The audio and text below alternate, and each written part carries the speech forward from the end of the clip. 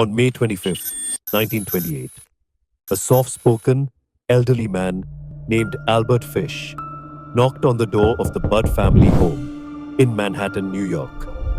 He introduced himself as Frank Howard, a farmer offering work to their son Edward. But his real purpose was far more sinister. Fish, then in his late 50s, was calm and polite, even grandfatherly. The Budds were struggling, and when Mr. Howard offered young Edward a job at his farm, they were thrilled. The family welcomed him, unaware of the evil lurking beneath his kindly facade. But the story took a tragic turn when Fish met Grace, the Budd family's 10-year-old daughter. He became fixated on her, and under the pretense of taking her to his niece's birthday party, convinced her parents to let her leave with him. That was the last time they saw her. What no one knew at the time was that Albert Fish harbored some of the darkest secrets imaginable. His obsessions extended far beyond what society could comprehend.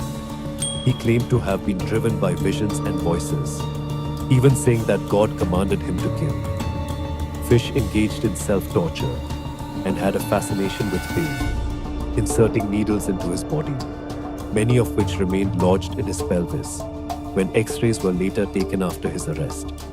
He would also flog himself with a nail-studded paddle, feeding his twisted fantasies. 6 years after Grace Budd's disappearance, the Budd family received a letter from Fish, confessing to Grace's murder in the most chilling detail.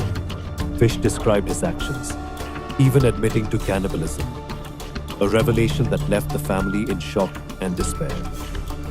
The letter led investigators to Fish as they traced the stationery back to him, ultimately uncovering his true identity and history of violence. When Fish was arrested, the police were stunned by his demeanor. He seemed calm, even satisfied, as he confessed to multiple murders.